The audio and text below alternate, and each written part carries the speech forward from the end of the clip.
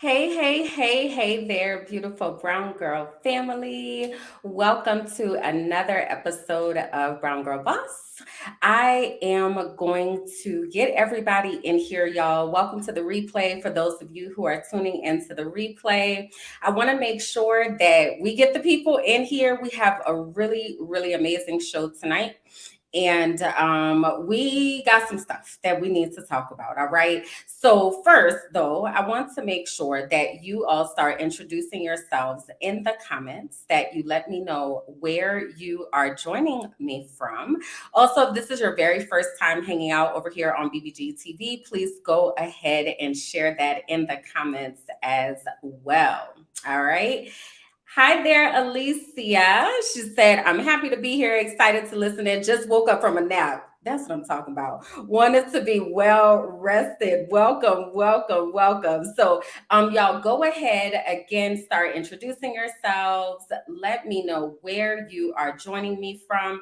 I'm going to take just a moment and share. And I can't do two things at one time, y'all. So hold on, give me a second. Let me listen.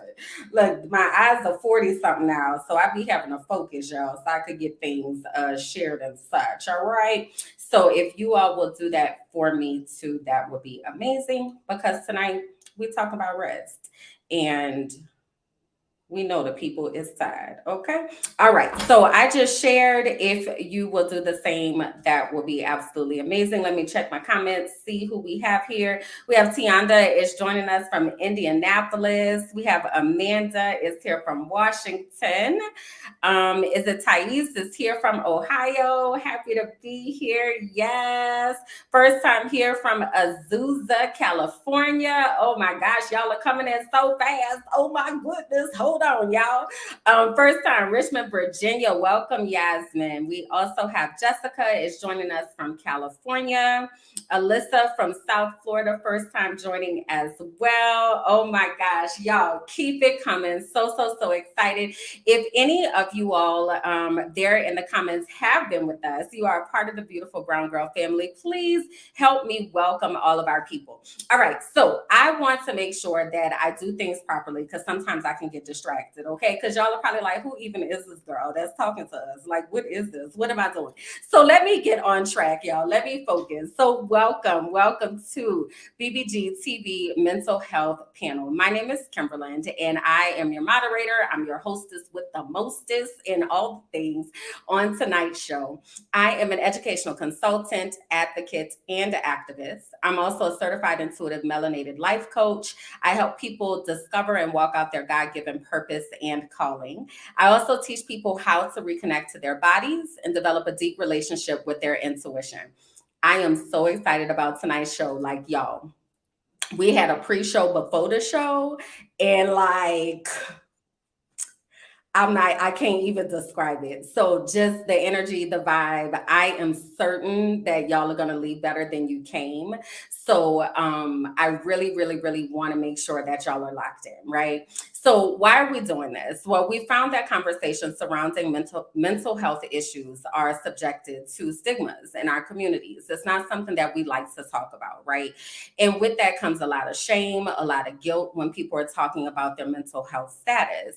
And it's time for our communities, frankly, to stop all of that and really put ourselves in a place where we can access our very best lives. So a large part of that is prioritizing our minds and implementing self-care.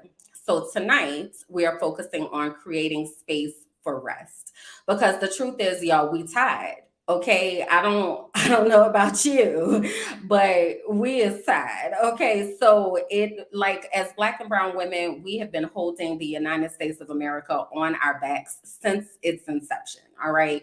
So tonight we want to release all of that. We want to prioritize ourselves and intentionally create space to embrace and experience the rest that we deserve. All right. Remember that this is a live show, and it's interactive, right? So make sure that you put your comments in, make sure you put your questions in, like, get them fingers ready, okay? Because we got some things that we're going to be talking about. You also might want to make sure that you take some notes, because because I am certain that there are going to be all kinds of action items and gems just flying out left and right. So you want to grab something to write down with. It would also be helpful if a few of you would help me in the comments by taking notes in the comments for folks who might have missed something or something that resonated with you and just reaffirming that. I'm a one woman show over here, so I appreciate y'all. All right. So, again, as you continue coming in, make sure you introduce yourself, let everybody know where you are watching from, and also what brought you to hang out here with us tonight. We believe in creating community here at Beautiful Brown Girls. So, we want to make sure that we get connected. All right. So I do want to give you all a lay of the land because I know we have some new folks that are joining us.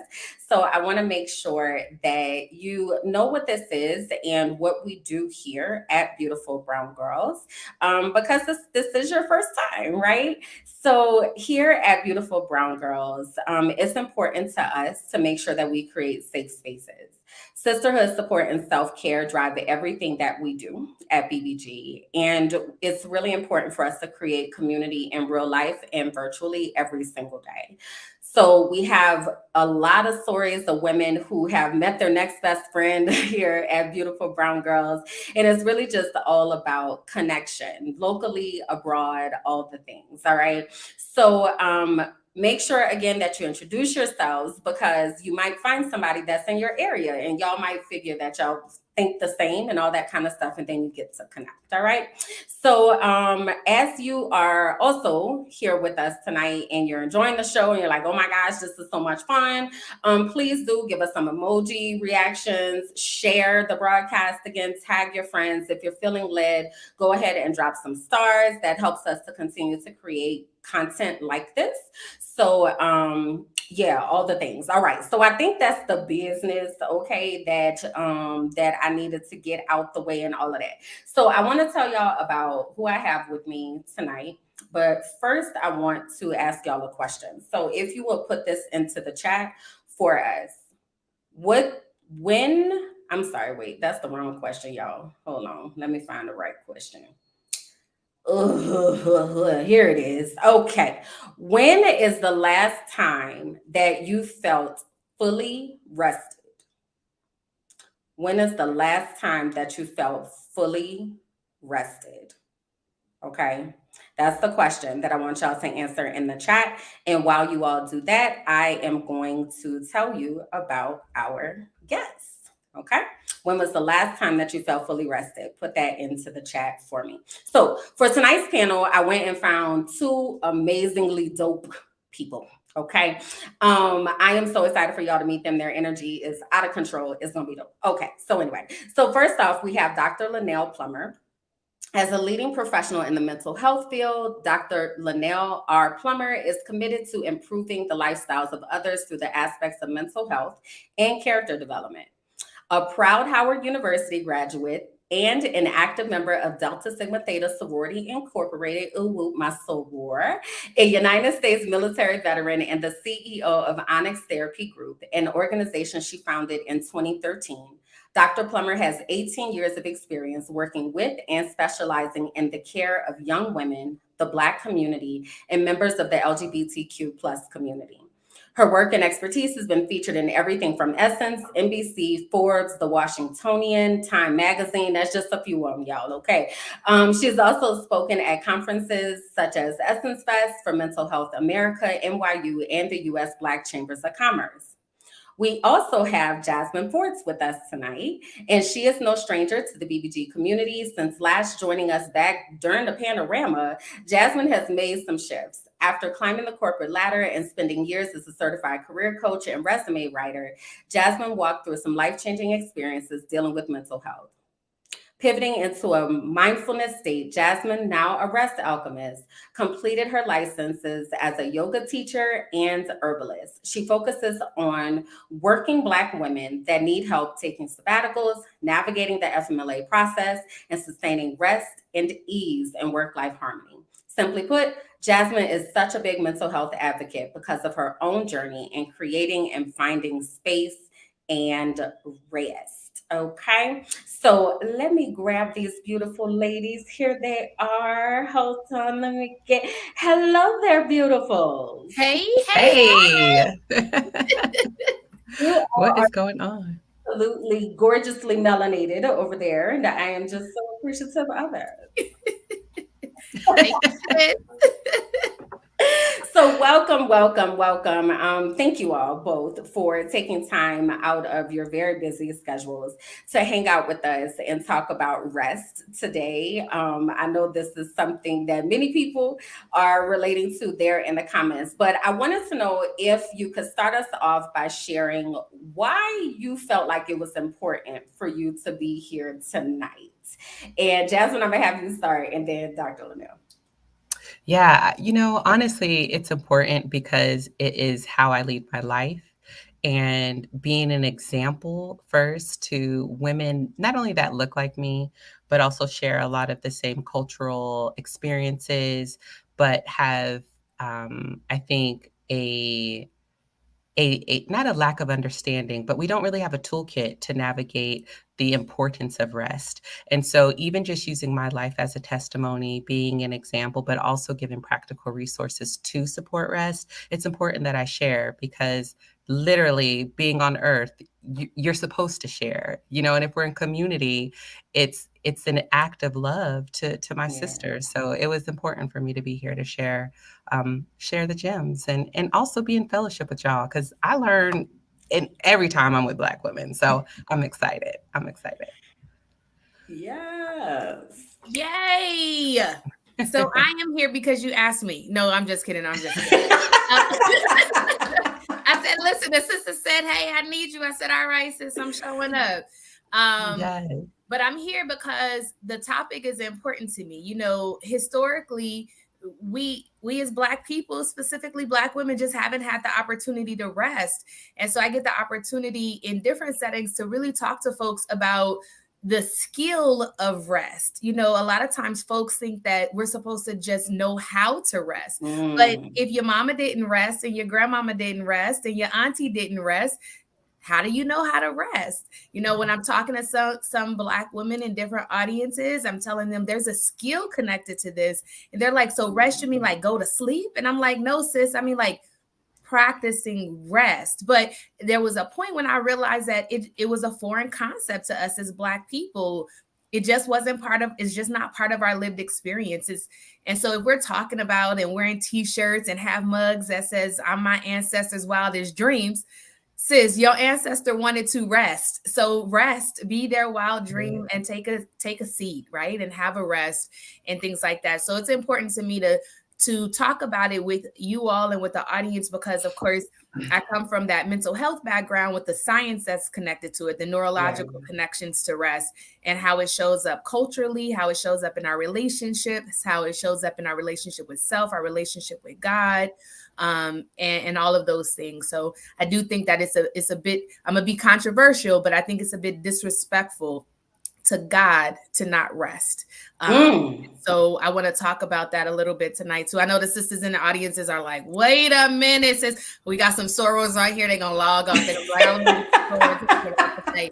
But I think that we need to talk about rest from a spiritual position, from a social yeah. position, from a mental health position, from a relationship position. And I'm just here to drop in some of my knowledge and also to learn with y'all. You know what I mean? I love being in community with sister girls. So, and I did, and I Yes. sent this message to my nieces who are 10 and 13, so they watching right now too. That's right. We Rest. got to train them up, honey. We That's don't want it. them to have to wonder. Right. Okay, we're gonna That's already right. have the roadmap.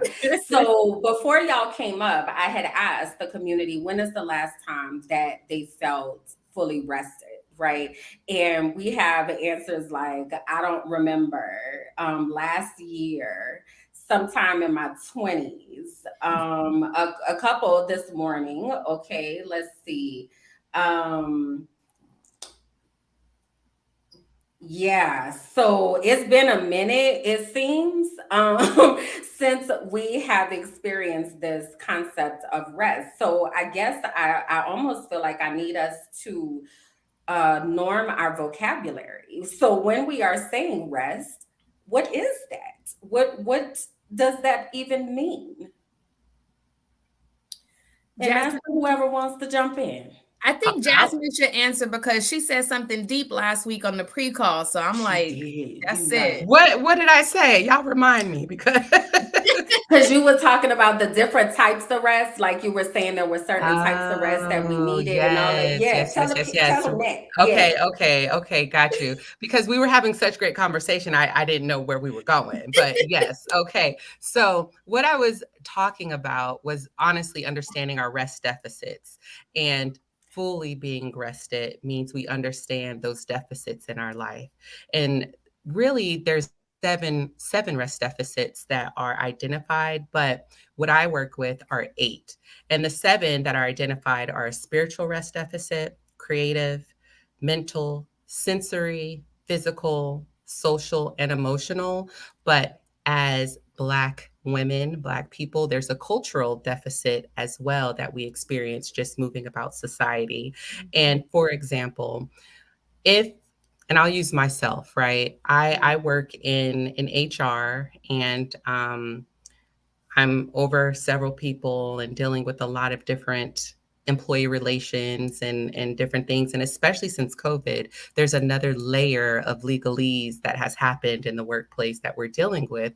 And so at the end of the day, I've talked to a lot of people. I've been in front of my computer screen and I've taken in a lot of emotion from people because they're upset about their pay, they're upset about their job, they're tired and they're frustrated, right? So for me, there comes a emotional deficit at the end of the day from dealing with that. There comes a sensory deficit that comes from being in front of my computer and typing and taking phone calls. And also Mm. there's a mental deficit that happens when I log off. And so understanding that those deficits are really what I need to pour back into myself to be fully rested allows me to connect to Jasmine as the whole person and really tap into, okay, today, sis, what do you need to really get the sleep that you need? Because I understand that rest comes before sleep.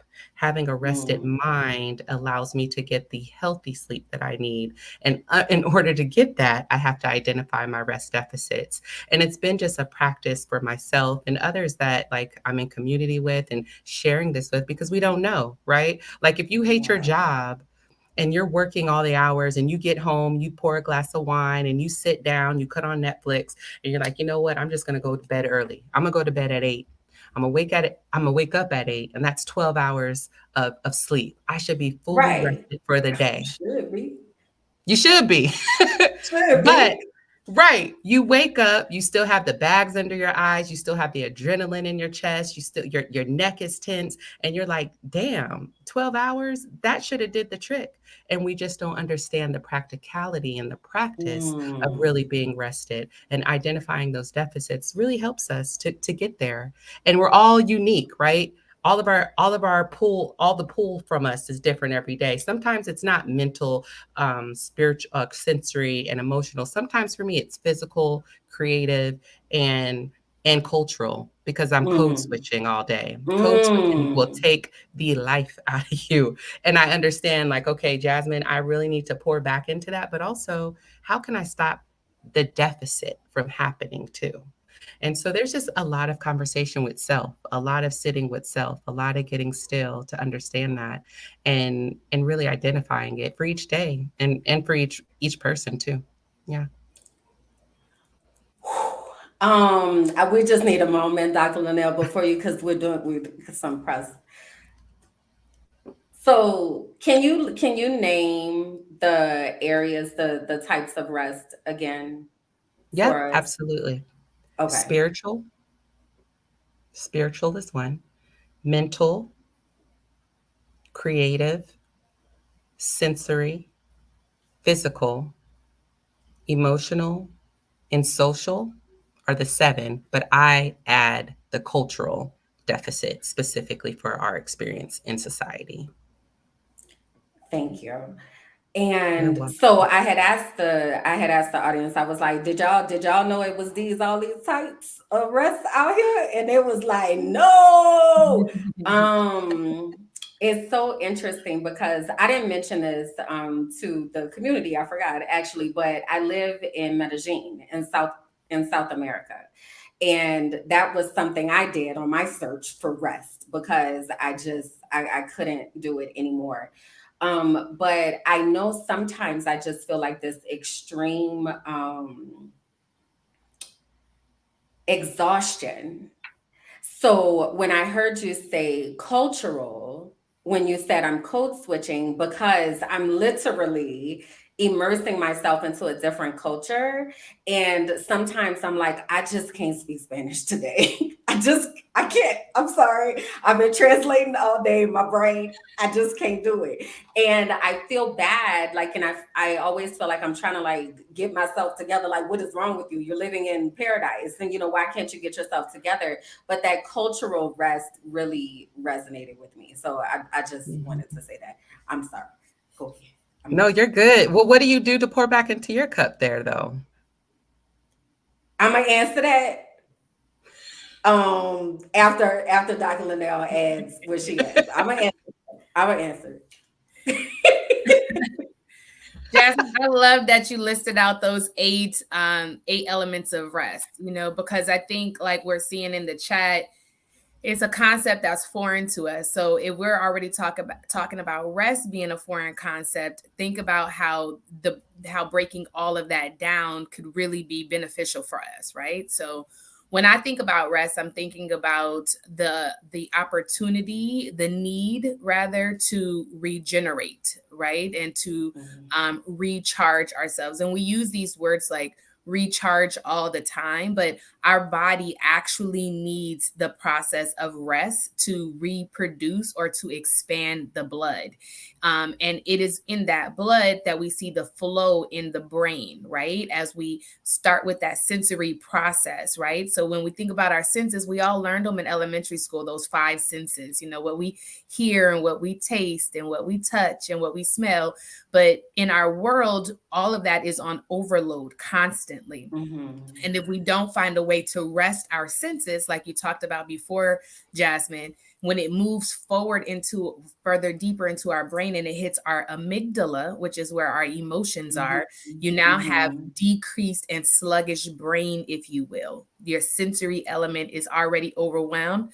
So it's moving to the emotion section, and it's moving slow. And then that gets overwhelmed. So you don't have Mm, emotional rest. And then it Mm. moves forward again to that frontal cortex and where your thoughts are and where your creativity is and where your Oh innovation wow. lies. And it's also moving slow. All started because you have this lack of rest in your sensory element. So when I talk to folks about resting, I always start with the sensory element, because if we can rest our senses, then we can allow that rejuvenation in our blood. And sister girls are like, okay, doc, how are we resting our senses? And I'm like, what do you do before you, like, when you are shutting down for the night? What are part of your nighttime Mhm. routines? And they're like, well, my TV Mhm. is on, or I have my ear pods and I'm on my phone. Mhm. And I'm like, okay, you're using the sense of hearing, and you're using the sense of sight, and you're probably using the sense of smell. And because of all of that, your brain, it's not shutting down, and it's going to take longer to rest. Mm. And so to your point that you made earlier, Jasmine, somebody gets 12 hours of sleep, but they really only got 30 minutes of good sleep, right? And it's because Wow. they didn't rest in that sensory element first. The other yes. piece of that is that we have to learn how to check in on our bodies, because that can influence our rest element too. And I'm not just talking about sleep in particular, but if a person has, say, sleep apnea, right? Their body doesn't actually fully rest. It doesn't, right? So they have to Mm. clear out the physical elements. If somebody is suffering with, say, asthma, or their sinuses and allergies are overload, the body is not able to actually rest.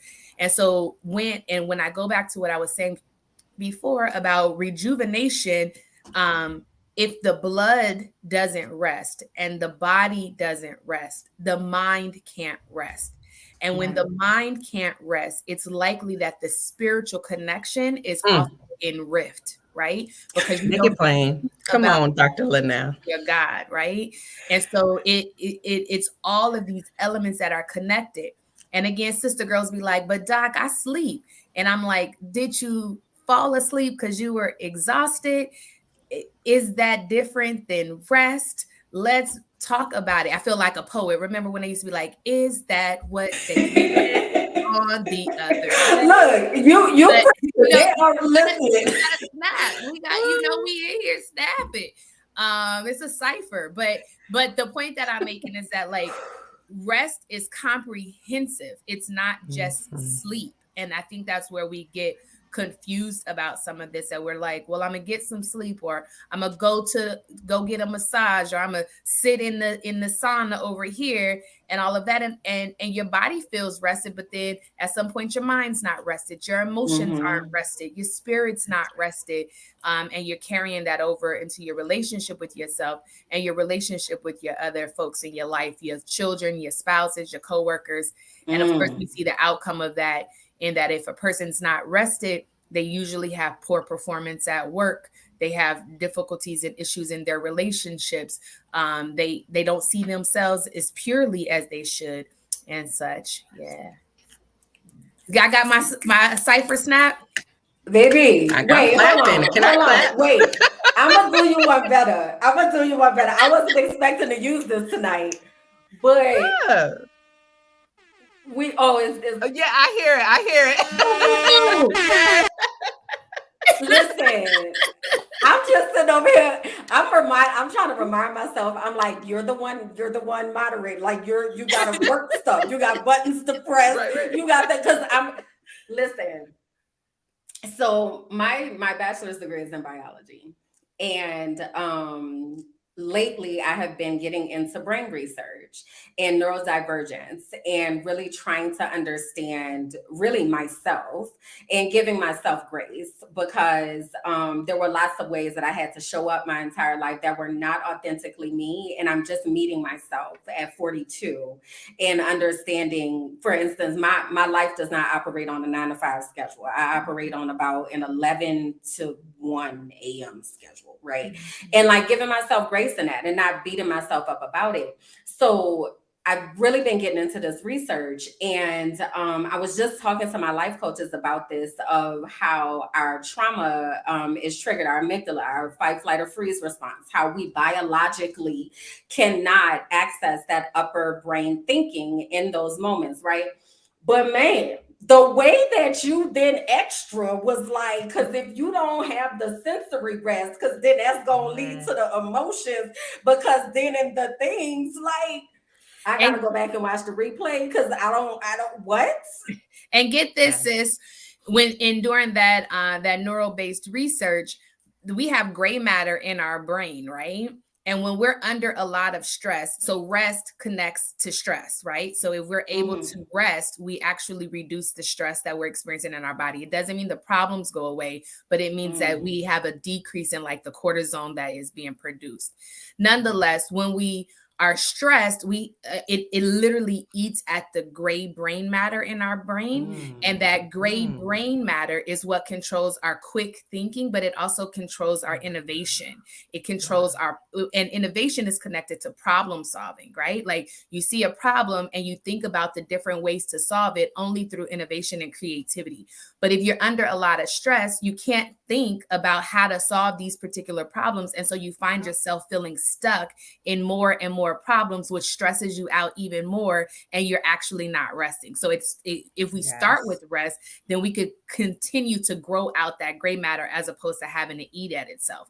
So some folks are like, hey, do we get to recharge that gray matter? Do we get to reproduce gray matter? And the answer is yes, but it takes longer to reproduce gray matter than it does to decline that gray matter. So we could quickly lose that gray matter, but it takes a lot longer to replenish it. So in a matter of protective mechanisms, we all know about coping mechanisms, right? Like what you do after something has happened, but what do you do before something happens? And so in that protective mechanism is where we need to practice rest, because when we are practicing rest, we are reducing stress. we're reducing the sensory overload. We are being able to manage our emotions. We're able to think properly. We're able to be innovative. We're able to be all the things that we want to be, but it starts with rest. Rest. Yes. Yes. Yeah. Jasmine, go ahead. You was doing a lot of yeses and amens. I need a know. minute. I'm just Okay, like, I'm just trying to get my life together. Listen, because I'm thinking about just our conversation earlier, how, we were talking, no, Dr. Linnell, you were saying how, I forget, it was the book you read. Everyone is creative, right? Inherently, Yeah. we're all creative, but we're not able to be, right? And you explaining that gray matter, because all of us are stressed, quite honestly. Like, living in this capitalistic just flow of always having to be on and produce and show up and be this and be that, it doesn't even give you a time to just rest, let the blood flow and rest, let you just even compute what you took in, like what you processed. And I was even thinking about, like, when I was little, and you would learn something new, and then you'd have nap time, and it was essential. Even with my little one now, it's essential that he sleeps and he takes a nap, because whatever he's learning, it's computing like a computer. And we're not allowing ourselves to just learn and sit with it. It's like, I learn it, now I got to turn it into a product, now I got to sell it, now I got to show up. And it's not even allowing us to be creative how God made us. And I'm sorry, I was just amening over here, because it's just all, it just, yes. Yes. I love it, man. And it's great, Jasmine, that you brought up that nap piece too. And again, I want us in the audience to be clear, when we're talking about rest, we're not just talking about sleeping. But if sleeping is what you need, where you need to start, then sleep, right? Like, let at least start there. But there's all the rest that comes before that. But I like to tell folks, so remember in elementary school, like you mentioned, we would take nap. It was planned, right? Like, it wasn't like the teachers were just like, okay, it's all of a sudden it's nap time. You know what I mean? Yeah. So, but we don't plan our rest. But listen, we'll plan a meeting, right? We'll plan a girls trip. We'll plan a hair appointment. We'll plan when we're going to be on the Sephora site looking for some new lip gloss. All the things, right? What's she all about business, girl? Okay, I'm sorry, my bad, sis. My bad. Relatable. But I mostly work with Black women, so I know the things. They be sitting there, I'll be like, yep, I know that new product just dropped. But we'll plan when we're gonna buy our Beyonce tickets. You know what I'm saying? Like, we'll plan all the things.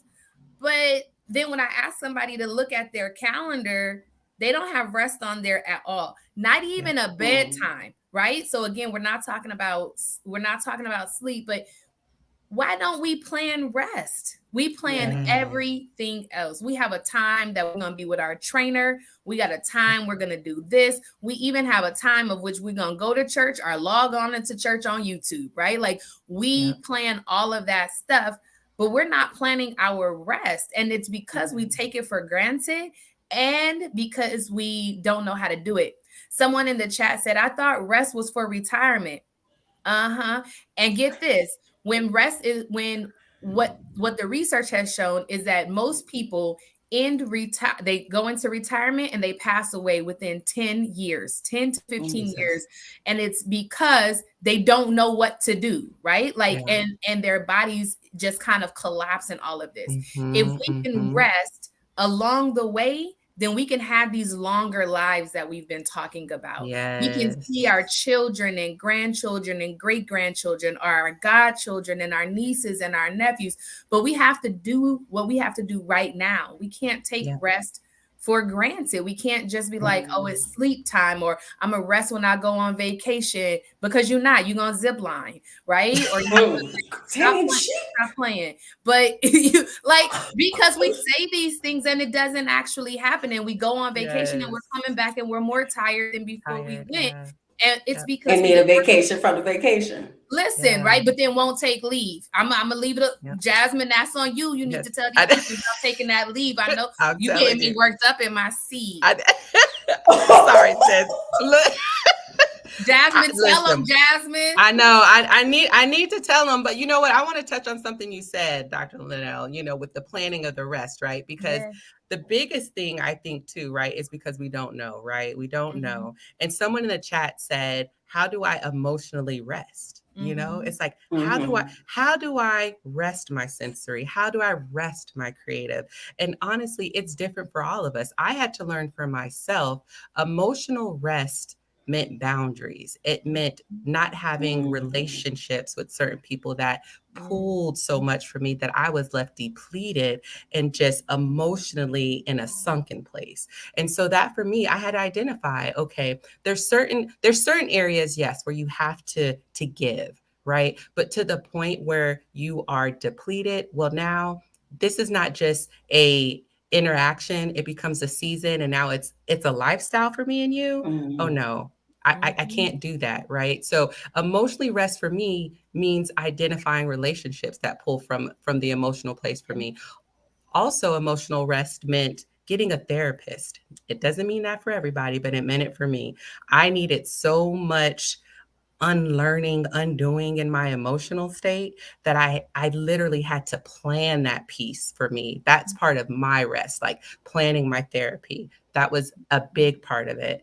And also sitting with myself. That, Dr. Liddell, let me tell you, Kimberlyn, I had to find at least 3 hours. And I was like, y'all, I don't have 3 hours. So I had to wake up at 5 o'clock. Now I Mm. have from 5 until 8, where it's literally just for Jasmine. It's not for her kids, her husband, her friends.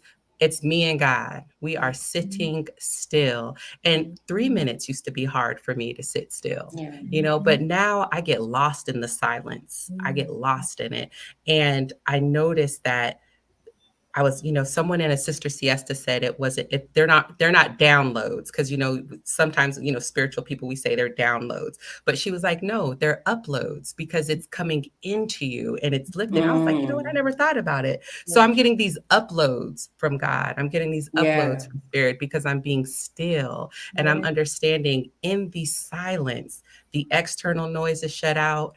Everything else is shut out, and I'm allowing myself to understand what I need to plan in those Yeah. deficits. And it has been so clarifying, so life changing. I think someone even put the book in there. It was by Dr. Dalton Smith. When I Mhm. was on my FML leave, taking that leave and having a sabbatical was life changing. But a lot of people don't know that you can use FMLA when you are overworked, Mhm. stressed out, Mhm. needing a mental reprieve from That's work. right. And That's right. having those 12 weeks away from work allowed me to read books like That's right. Mm. Sacred Rest, allowed me to sit still. But you know what? It was a little different. I ain't gonna lie, because when I was in the IOP, intensive outpatient therapy program, it was like Mm. Fight Club, y'all. I was Mhm. in group therapy with people that you wouldn't even think walking on the street were at their wits end, overworked, stressed out, having suicidal ideations because their mind is just overwhelmed. You know what I'm saying? And so having that plan, like Dr. Linnell was saying, woo, honestly sitting still, but we have to allow ourselves to sit still. But I Yeah. would just challenge us to look into the resources, That's right. our employee handbooks, the policies. If you work in a 9 to 5, look into that. But also, if you don't, your community, the people that live with you, how can they support you if you need to step away? And that's a whole nother conversation. I know our Mhm. communities have a lot of nuances, but it's important to plan it once you identify it for sure. Yeah. Yeah. Yeah. Jasmine, I love that you mentioned that piece around FMLA. Um, because there have been many times where I have written letters for my clients to take leave, Mm, because while the DSM and our mental health diagnostic codes were not necessarily centered on Black women, we were not part of the research population when they were creating these theories and they were yeah. analyzing these symptoms. Yeah. Um, the way it shows up for us is a little bit different, right? A Mm-hmm. a, a common person may not a common person, that's the wrong terminology, a white person who the DSM was designed and centered on may be depressed, and that means that they're laying in bed all the time. A black Mm-hmm. woman may be depressed, and that means that she's overworking and she's reaching her limit, right? Mm. A one person may feel anxious, and what that looks like is a rumination of thoughts. And a black person feels anxious, and it's a rumination, it's an overworking of behaviors, right? So they start doing the same things and they get addicted to a particular routine and become extremely rigid because that's the way that they survive. So the ways that it shows up is slightly different. And and subsequently I have to sometimes put my clients on leave. That has to become part of their treatment plan. Like, I cannot help you get to the next step if you don't Mm-hmm. sit down. And your job is not allowing you to sit down, and you in this mental state are not allowing yourself to sit down. So you're telling Mm. me you want to work on these particular mental health based issues but won't sit. So let's go ahead and make this perm, you know, Mm. firm in the structure. And also just regular leave, right? So maybe some people don't need a full FMLA, but people hoard leave, right? People be like, because I'm gonna have 275 days by December, and I'll be like, what? For But why? Why? Right. also, because I gotta take Christmas break. Yeah, but you're not enjoying Christmas break because it's taking you 85 days to get ready for Christmas break because That's right. you're so exhausted, right? 85 is one of my favorite numbers. I don't know why. But so everything Go can with be it. 85. I got 85 minutes. I don't know. So nonetheless, the point that I make it is that we have leave and we need to start taking leave. And while some people are uncomfortable taking leave, start small, right? Take 2 hours off, and then the next month take 3 hours off. You know what I Yes. mean? Take for until you get to that place where you're comfortable taking a full day. And I say start small like that because you have to also, to your point, Jasmine, create some boundaries around that. Has anybody ever Mm. found themselves taking leave and then they're still working? They're like, I'm gonna just check this one email, right? And then that one Girl. email turns into another email, and then it turns into an emergency phone call, and you just used your leave but didn't actually rest. Right. Right. So we have to create some boundaries. So I tell people, when you're creating boundaries, the first thing you need to do is create the boundary with yourself, because we are the first ones to cross our own boundaries. We'll say, I'm going to rest at this time. And then that time comes and we're like, well, I'm going to fold this laundry. And then we fold the laundry and then we're like, well, I'm going to do this. And then later we tell folks, you don't even respect my boundaries. When I say I'm going to rest, you ask me to do all Mm. these You're things. not And even it's respecting your because own. what you showed them is that when you are resting, you are doing all these things. Nobody will respect your boundary if you don't respect your boundary first. And you have to know which boundary is in place. Is it a time boundary? Is it an emotional boundary? Is it an ego boundary, right? Is it a spiritual boundary? So, all those things that Jasmine mentioned about rest also have boundaries connected to them. So, you have to understand Mm. how to create the Yes. boundary to protect that rest time. And the first thing you have to do is be aware of it yourself, identify it yourself, and then reinforce it within yourself, and then ask people to to be a part of it. And not ask, that's the wrong word. You demand your boundary is acknowledged and identified. It's Yeah. not something that people have to agree to or not. This is my boundary and that is just it. Mm. Yes. Yes. So I want to say thank God for Black doctors. And this is why. So I cavalierly was like, yeah, and I live in Medellin, right? Like I just was just like, oh yeah. Okay. It was actually that what even led me to this place is I was working in Pennsylvania, and do not recommend for anyone who's never been. I just 0 out of 5 stars. But I was working. Not Philly. There's Philly, then there's like the rest. But anyway, I was working in Pennsylvania and for the Department of Education, and being behind the lines and seeing the type of people that are so invested in our children failing, and that is what they wake up for, broke me to a point that I really just wasn't. I wasn't reparable. And I remember I reached out to one of my line sisters, or I just put in my lines group chat, I am not okay. I just need everybody to know that.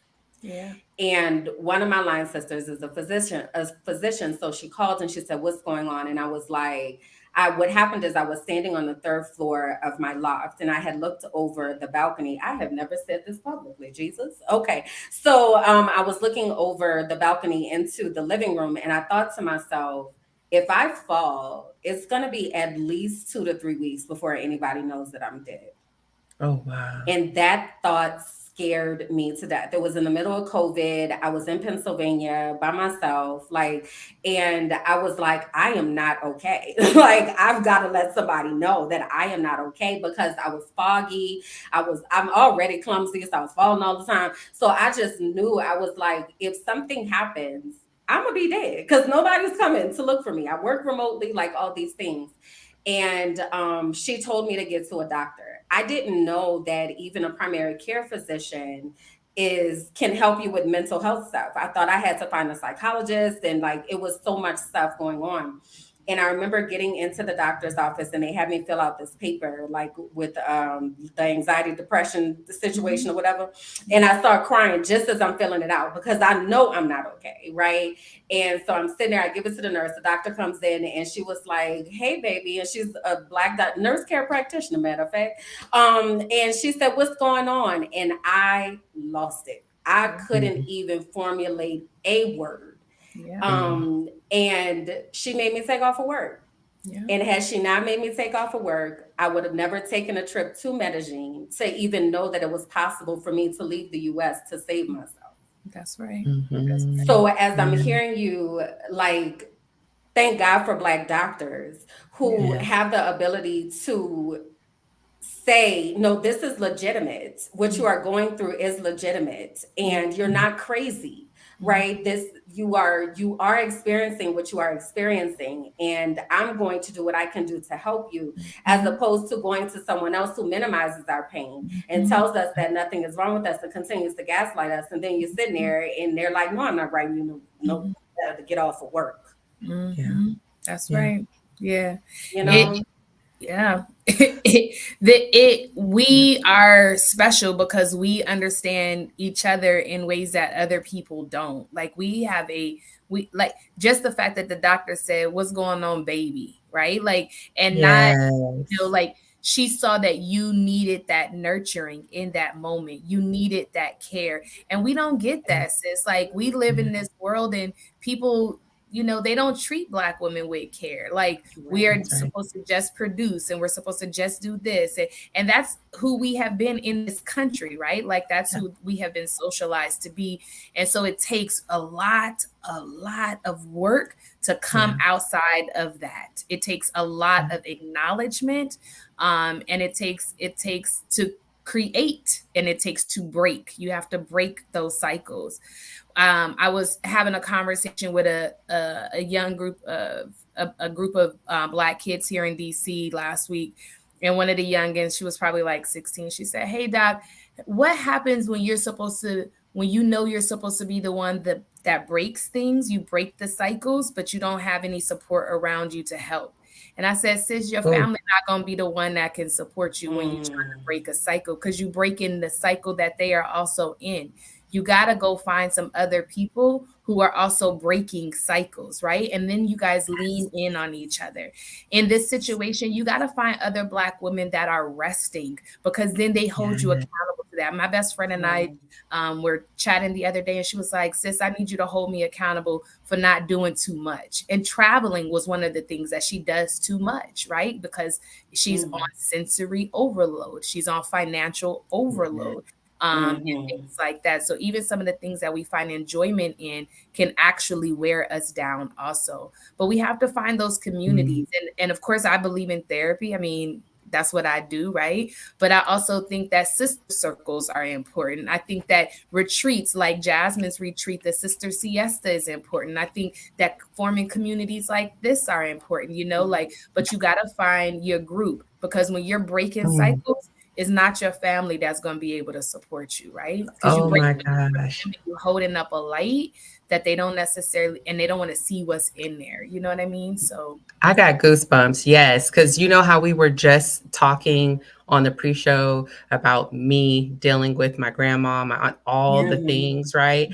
And I understand that they may love me, but I'm bringing a certain light to a Yep. situation that is uncomfortable, That's right. and dealing with 3 and almost 4 generations of just dysfunction Yeah. and stuff.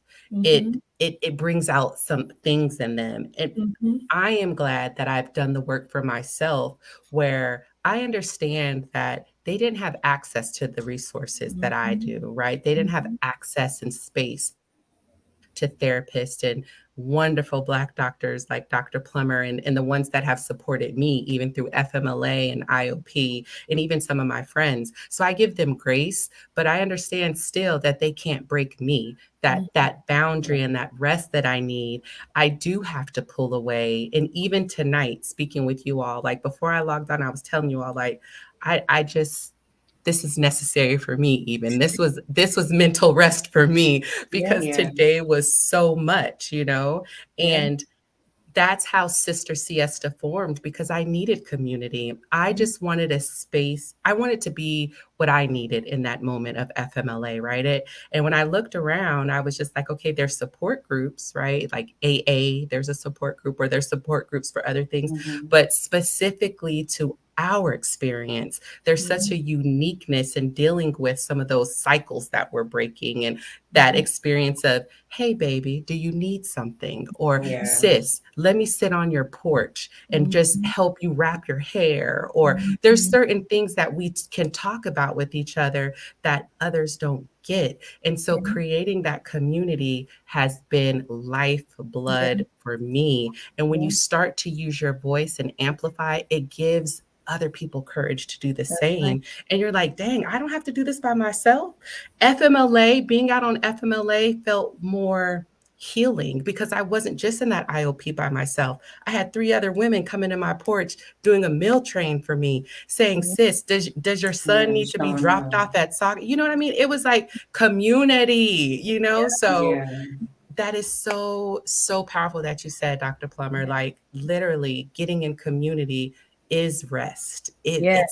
It's really what we used to do too, right? Like we were in community, and I feel like we've kind of pulled that piece from us, which is why things like this is so important tonight. Even if it's virtual, this is community, and we need each Yeah. other. Yes. We need Yeah. each other. Yes. Yeah. Yeah. I'm doing some work around a book. I'm writing a book, right? So in the book, I wanted to talk a little bit about Black women and community. So I started researching the word like community and doing a deep dive into what that actually means. And oftentimes we think about community in terms of just having people around us as a matter of community, right? But community, the one of the root words of community is commune, right? Which is this spiritual element of connection. And so it's Mhm. not about the people per se or the number of people that are around you. It's a matter of that spiritual connection, being able to see Mhm. each other, being able to be vulnerable with each other, being able to connect. You know, when you connect your hands, there's some overlapping, right? All the fingers are still individual fingers, but they come together and they lay up, they lay in on top of each other, right?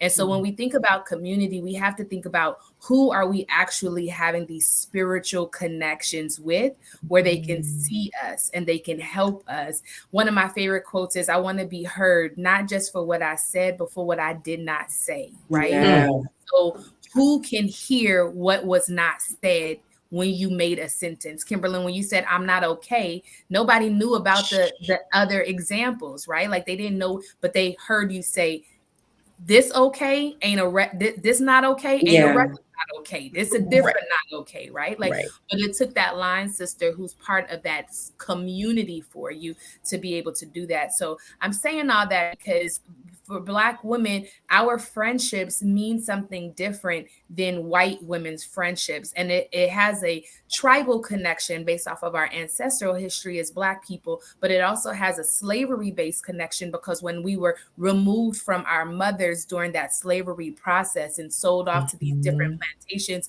we were dependent on other people in the community, right? That's right. Mhm. For us, Mhm. it's family for us in the traditional kind of way. That's why we call her auntie and call him uncle, and y'all not blood, Mhm. right?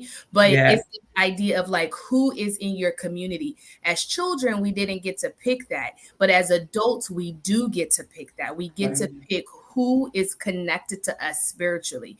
When we have those old feelings, when somebody comes around us and we're like, something's not right, since that person is not in your community. Stop trying to keep them in your community. You are hoarding people at this point, right? Like let it, Mm. you Right. cannot receive the new blessings if you holding on to something so Come tight. You on. cannot receive new friends if you are holding on to old friends so tight, right? Like you Yeah. gotta let it go. You gotta pay attention to what's happening in your body if you're getting those old feelings. You gotta see how people are moving because everybody isn't supposed to be in your community for your entire life. Some people are only there to teach you one or two things, but they taught you something so powerful that you want to keep them all the time. Right. Let them, Right. right? Yes. They gotta let you go Yes. too. And I know again we're talking all of this about rest, but your friends have to be supportive of your rest too, and your friends have to be supportive of your boundaries too. Because if they don't, you out of loyalty and out of this ancestral connection are gonna keep on holding on to them,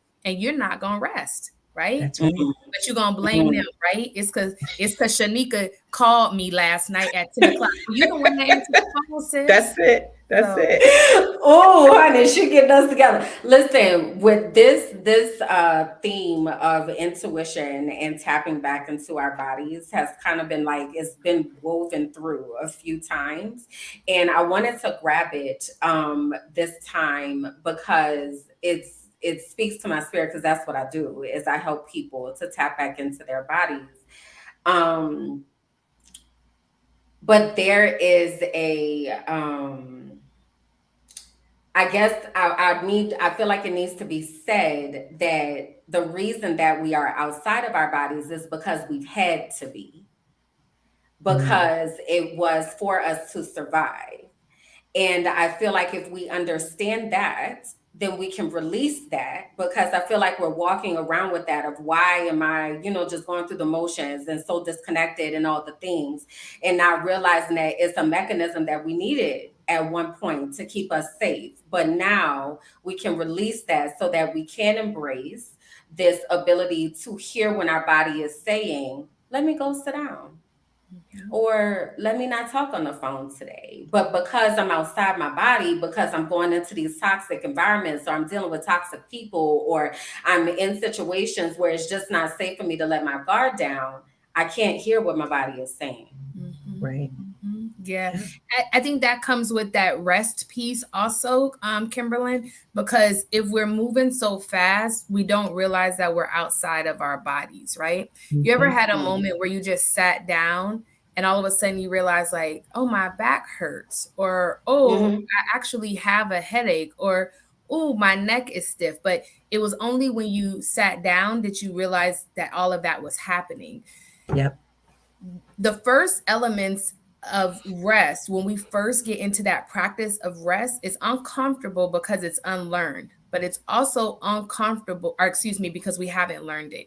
It's also uncomfortable because our body starts speaking to us and we don't know what to do. We are Mm-hmm. people who like to fix problems real fast. That's where society has told us that Black people do, right? Like we fix it, we fix it. So we've taken on this idea of fixing things, and we even try to fix racism, but that's a whole nother thing, right? Because that's not our thing to bear. But nonetheless, when we first sit down to rest and our body starts speaking to us, we get worried and we start avoiding it and we don't know what to do with it. So what Mm-hmm. I like to do with clients is that full body analysis, right? Like, so start with your toes. What's happening with your toes, right? Like, move it up to that arching your foot. Move it up to that ankle, the heel of the foot and the ankle, and start telling me what you are feeling, where the sensations are, driving your thoughts there. And once we create that mindfulness and that connection to our body, then down the road, we can start seeing when things feel off, right? Like, oh, I'm having a uh-oh feeling when this person comes around. Right, Or, right. oh, my jaw clenches every time somebody starts to talk.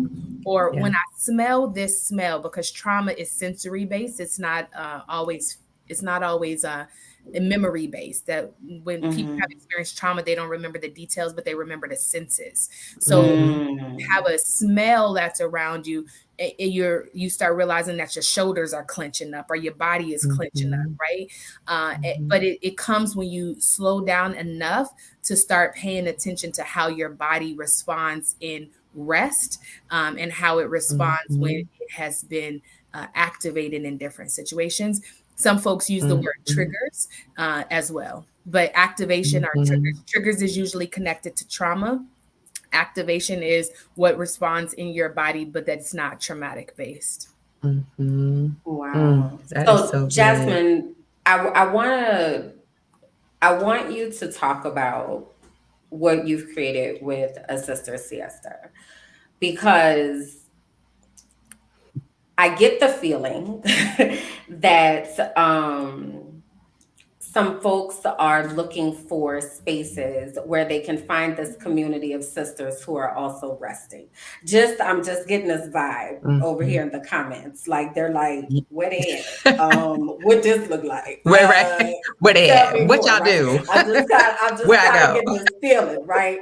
So I feel like, yeah, tell us about a sister siesta, because this is something that you have created and birthed and cultivated to help people with this concept of rest.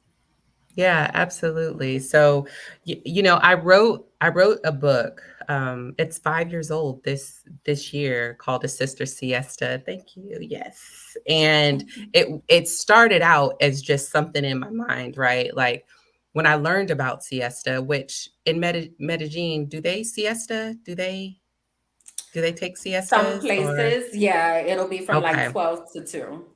Okay. So I grew up overseas, right? And specifically in Italy, and when we were in Spain, when I tell you them folks shut down, they didn't care what you needed. They didn't care if you had a wedding and the cake was late. We are closed. You should have planned accordingly. And as Americans living abroad, we did not get the concept because time is money, right? Like Right. machines, clockwork, we are producing, da da da. Like it was pound, pound, pound. But you get in these other cultures that are just like, we're living, we are tasting food, we are loving our grandmothers and our loved ones. And it was a foreign concept. And Yeah. so as an adult, going through just my career, climbing the ladder, and of course experiencing the FMLA experience, I was like, the act of siesta was so beautiful to me that I wanted to integrate it into my culture and Mhm. have my sisters with me. And that's where A Sister Siesta was born, right? And so I wrote the book and started like workshops and having some support groups. And it was real inconsistent the first 3 years, but some of the sisters in the group, and shout out to a few of y'all in the comments. I saw a few. Shout yourselves out. Yes, all right. Rep My your siesta, set. my siesta sisters are they believe in supporting, okay? And I love that because that's community. But they held me accountable when I was like, I'm done. I'm tapped out. I can't do this anymore. Literally, y'all, it was like 6 women that they're like, nope, Jazz, what do I need to do? Where I mean, literally, I can find the space. Sis, I can bring tea. I can find whatever you need. And so, honestly, it was an idea, y'all. I just needed this space for me selfishly. And then when I opened it, I learned that it was millions of women that needed it. And so, the idea is resigning from hustle and employing rest, and that is the mantra. And we meet together in person every third Wednesday of the month to ground ourselves. We might have sound therapy. We'll have like a journal prompt, but honestly, it's a space for us to just talk. And we get we get the ugly cry, we get the gut cry, we get hugs, we get the hugging. I'm sorry, the hugging. It's just sisterhood. And then also because I'm a herbalist, I always bring some type of tea or some type of tonic to just help the body, the physical body, to get in that space of rest, because I do believe in holistic wellness. And if you don't make time for your wellness, you'll have to plan for your illness. So Right. I think we have to be proactive, and that's really what this is. And Sister Siesta, it's in person, but now because of the community growing, I have life coaches and a therapist that have offered their time to have it virtual for women that aren't in the Atlanta area, that do want to at least have the ability to create community and really focus on rest. We do, thank you for showing that. We do have a biannual retreat. The first one we did was right before COVID, and we were up in the mountains. I'm not sure if y'all heard about Getaway, but Getaway sponsored like 10 cabins for us. And I thought that was amazing. It was mind blowing because, child, what? Y'all are giving us cabins? You know what I mean? I was like, oh, girls, we up in here. Come on, sign up. We in the mountains, y'all. Like, oh my God. It was like That's everything. wrong. You know? And so I was excited because, you know, when you birth things and you think it's just for you, you don't know who's going to show up, but it was overflow. And so even with this retreat, like in full transparency, I'm like halfway full and I don't even have a venue. I'm like, I have everybody. I got the speakers, I got the caterer, and I'm trying to find the daggone venue for all these women. And I'm like, we might just be in my mom's backyard. You know, I mean, I don't know, but honestly, it is space for us to find rest, but also the practical resources of therapy. There's therapists that come, and of course they share their practice, but they share tools, and they are very clear that this isn't therapy. Okay, we are very clear this is not therapy. This is just a gateway to understand some tools and how you can support yourself. And so I'm grateful for that. There's also not only just that type of practicality, but we have tapped into other resources. Now we have a fund where I'm able to offer $200 a month to a sister in need, because a lot of the women that come may be single moms, or there's a financial deficit. And my heart was hurting when these sisters were coming to our siesta, and some of them couldn't even get there because of gas, or their cell phone was off. That's stressful. Okay. Like, I want to have the vibes with you. I want to sit and pray with you, but you need money too, sis. And if I can help you, then I'm doing that. And so I had a sis in New York that started the fund. She sent me $1,000, and then she solicited money everywhere. I sit on a nonprofit board for Black Girls Smile.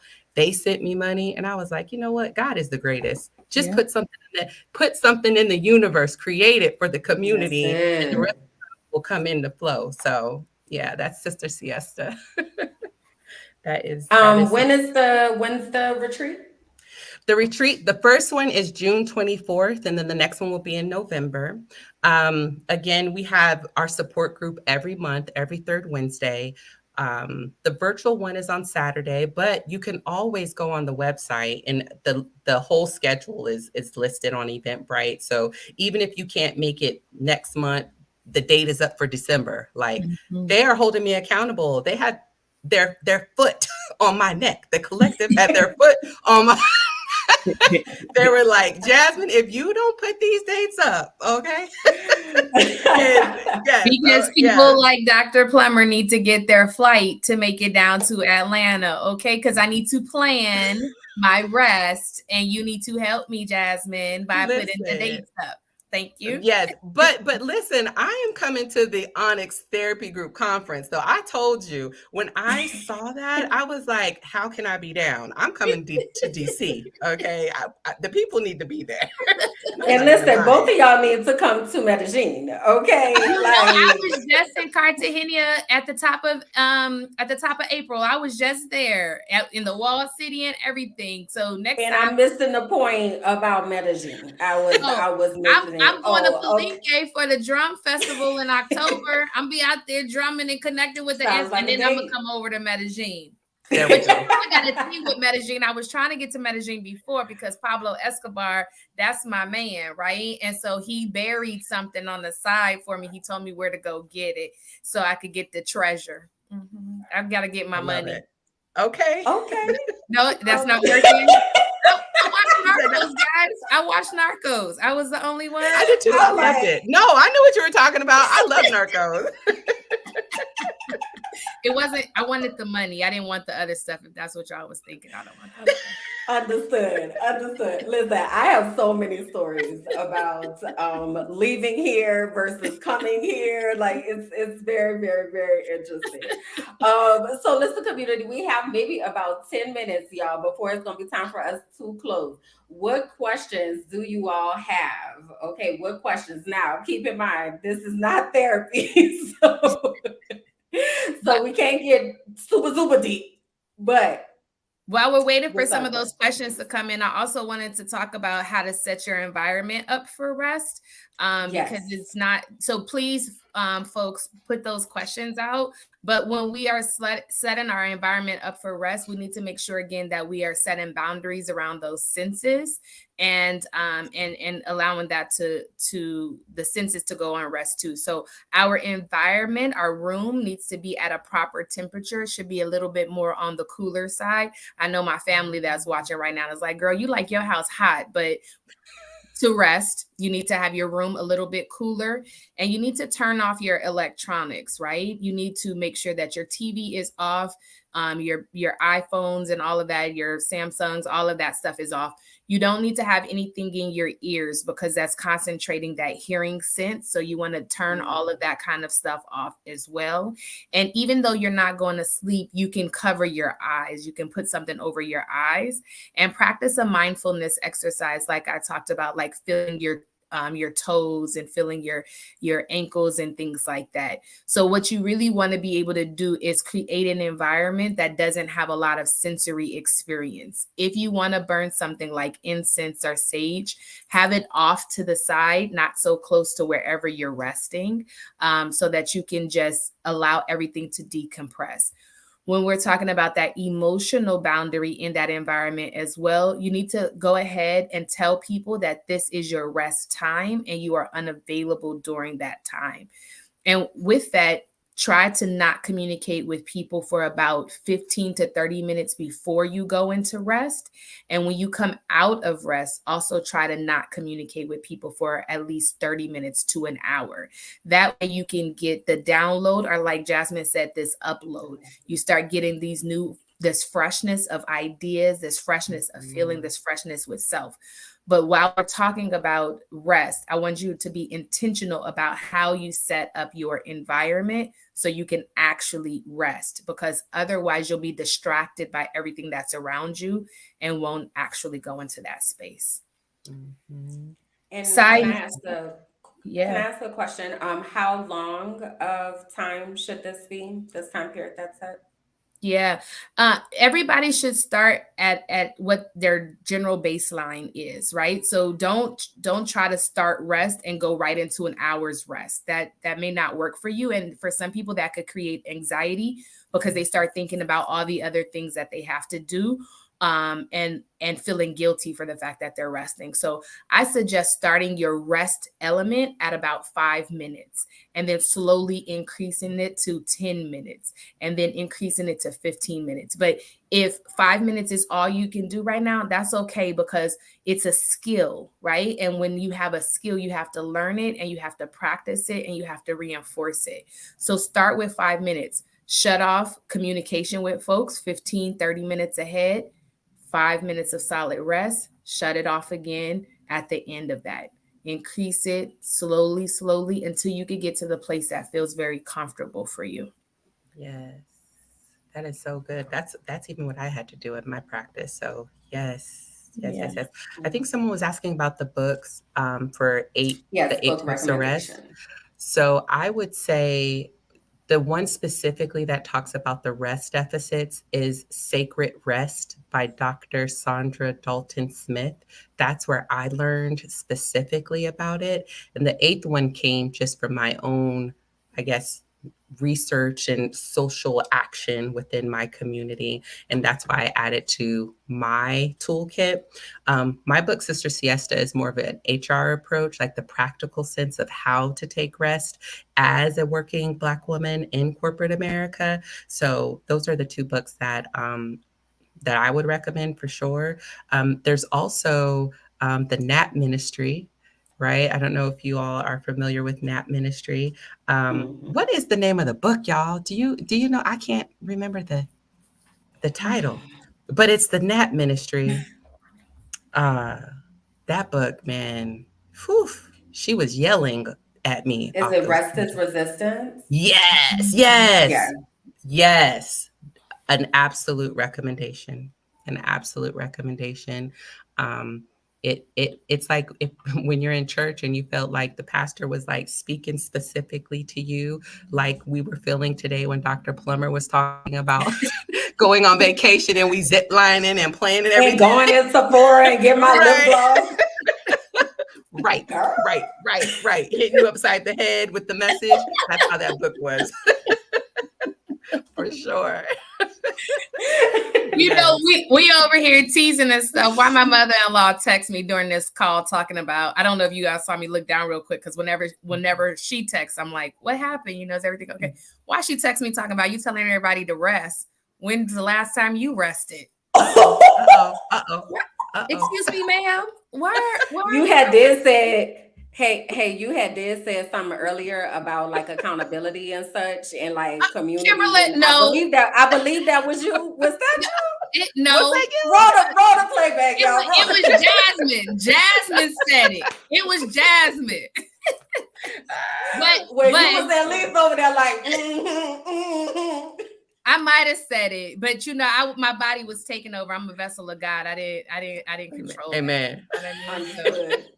but I thought it was funny because she is we have to have these accountability partners. And I'm sure that folks that are listening in tonight, hopefully they find at least one accountability partner and they practice rest together, right? Because otherwise we're gonna see some emotional breakdowns and some physical breakdowns, and our body's not gonna work, our mind's not gonna work, our spirit's not gonna work the way we want it to. But shout out to my mother-in-law who's calling me out today.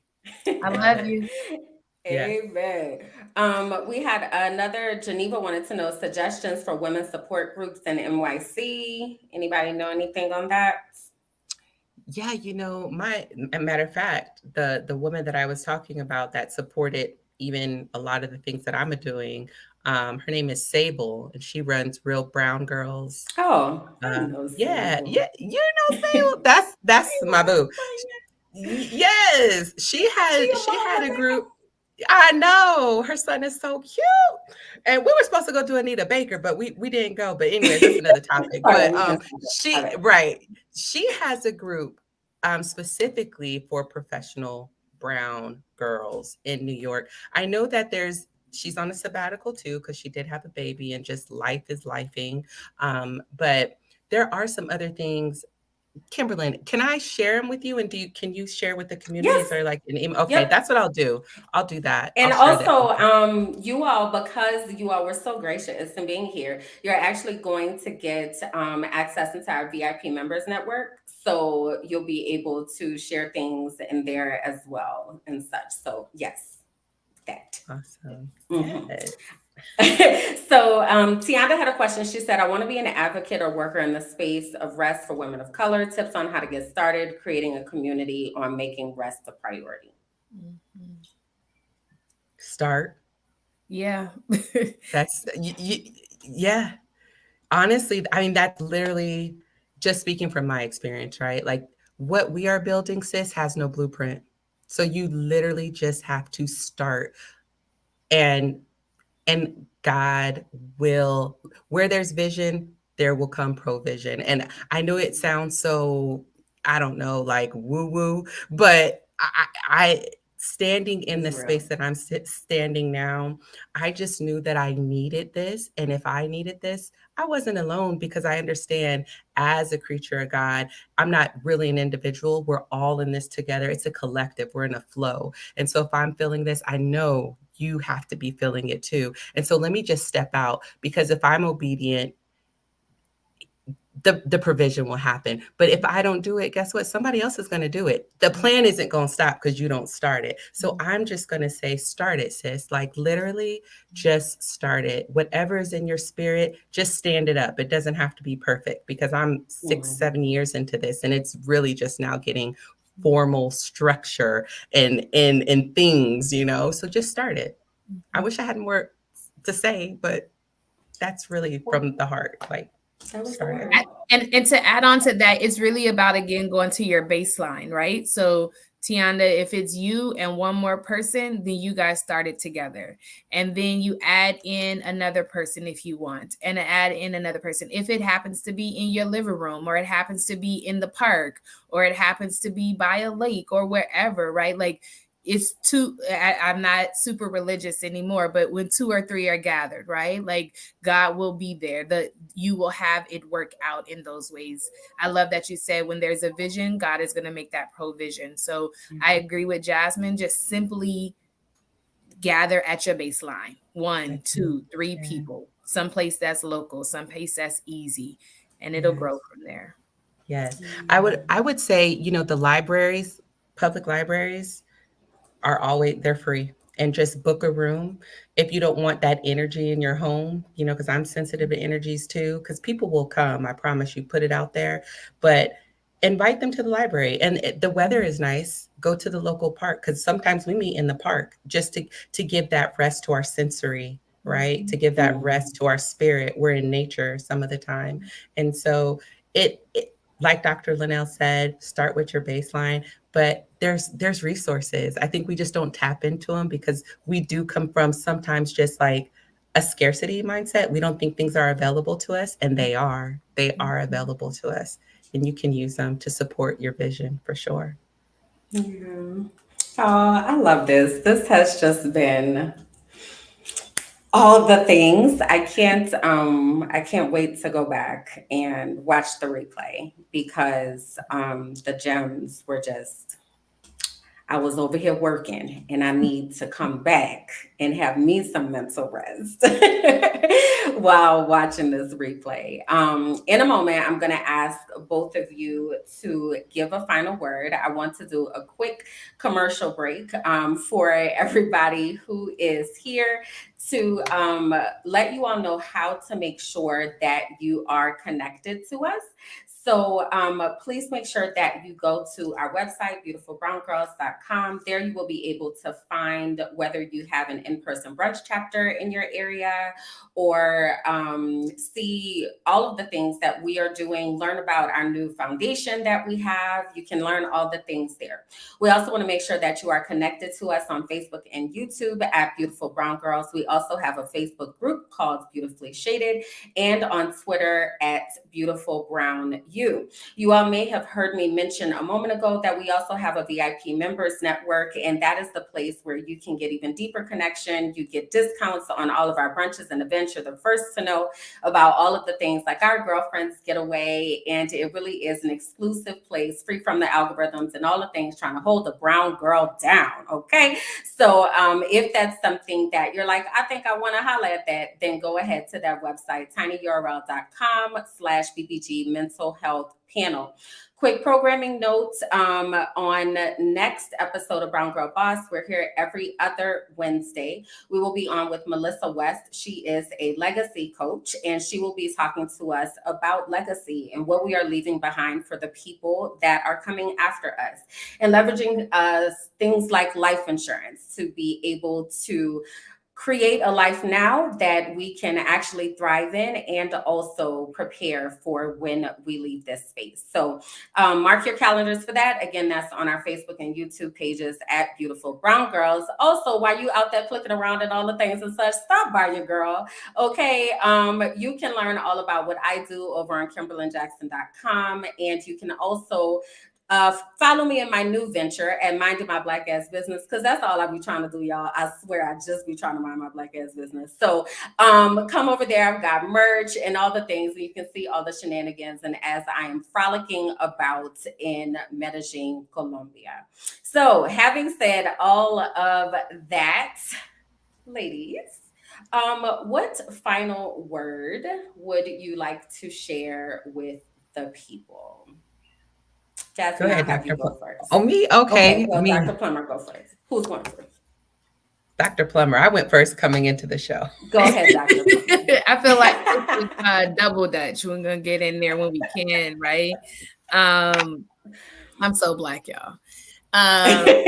And we I love it. think my major takeaway is just understanding that, again, rest is a skill. It's something that you are going to have to learn and practice. So don't beat yourself up if it doesn't feel comfortable right away, if it doesn't feel like second nature, if in the moment you rest, you end up falling asleep or you start thinking about something else. It's okay. Go ahead and experience that and do that. But understand, like with any skill, you're going to keep practicing and you'll get better and better and better at it. So you got to start. We want you to start right now and have an accountability partner with you, whether it's your mother-in-law or somebody from your sister circle or, your line sister or a friend or whomever, somebody that you know that needs to rest along with you. So rest is a skill and you have to practice it. Yes. So good. I would say community care elevates self-care. I know we talk a lot about self, but community care elevates the self-care that we all need, and finding the rest in community definitely elevates the higher self. And so I would just encourage and challenge all of us not to just, focus on how we can serve ourselves, but how we can also serve each other. Because as a collective, when you're better, I'm better. And I've seen that just personally in my life. And also tap into resources. Tap in not to just community, but into the resources as well, and be versed on how you can help yourself with the things in community and share those resources with others. I'm really big on that because we don't have to suffer in silence and you don't have to suffer in isolation either. That's right. Awesome. One more time, remind the people where they can find you, Jasmine and Dr. Linnell. All right. You can find me at Signed Well Rested Jazz on Instagram and Facebook, and also at A Sister Siesta on Instagram and Facebook. You can find me on my website at www.asistersiesta.com. I have an ebook there that has been a resource to a lot of women on how to navigate FMLA for the mental health aspect, and also just the rest alchemy of it, using herbs and other things to help rest the whole body. So that's where you can find me. Yay. I am Onyx Therapy Group everywhere, right? So Onyx Therapy Group on Instagram, on Facebook, on LinkedIn. On Instagram, I'm also Mahogany Sunshine, but I really wanted to also direct you to our website, which is Onyx Therapy Group. On there, you're going to see a couple different resources that we have available. So we have our blog and we have our newsletter where we promote our different community events that we have every quarter. On there, you also find some different ways to access and engage in your sensory element from a mental health perspective. So we have recipes on there. We have books on there. We have shows that you can watch. It's centered on the Black experience. So most of those things are about us, right? And so check us out, Onyx Therapy Group. We are everywhere. And check out our blogs, right? Like we have some really great blogs. And then in terms of mass media, I love to write about things, again, that connect to Black women. So simply put my name in your search engine, Dr. Linnell Plummer, and you'll find out some of the analysis that I have on some of your favorite TV shows like Insecure or some of the favorite people that you like to follow, or some community events that are happening, or even national events. As you can tell, I talk a lot. I have an opinion about a lot of things, and it always connects to mental health and primarily Black mental health. So put my name in your search engine, put Onyx Therapy Group out there. Wherever you put Onyx Therapy Group, you're going to find us. So I hope to hear from y'all. Yes. Yay. Sis said Google Awesome. her. Okay. Okay, you heard her. She said what she said. Put her in the Googles, honey. I tried to sound professional. I said the I hear same. you, sis, but Use the appropriate search engine. Google her. I love No, it. I just deeply want to thank the both of you for all that you poured out tonight.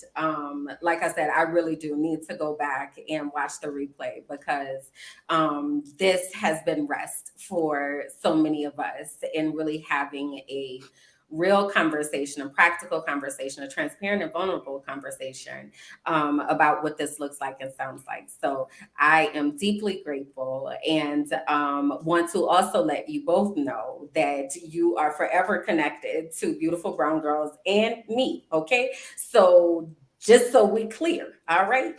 All right.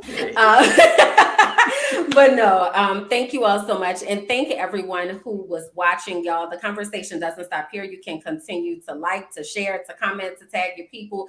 There is somebody you know that needs to hear what we talked about tonight. Okay. So go ahead on and make sure that you let the people know. We again will be back in 2 weeks with our next episode. So until then, we'll see y'all next time. Bye, y'all. Bye. See ya. See ya.